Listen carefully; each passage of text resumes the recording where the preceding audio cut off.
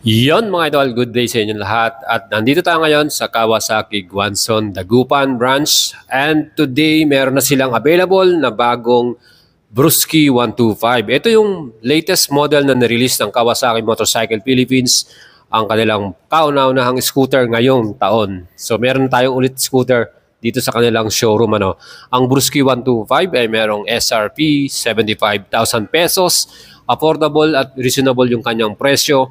Well, kung gusto nyo malaman lahat ng specs and features ito, tara samahan ninyo ako at aalamin natin lahat yan.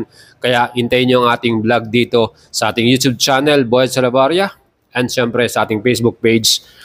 Please like and follow nyo yan. Alright mga idols, tara silipin natin tong bagong model na to. Guwapo din ano.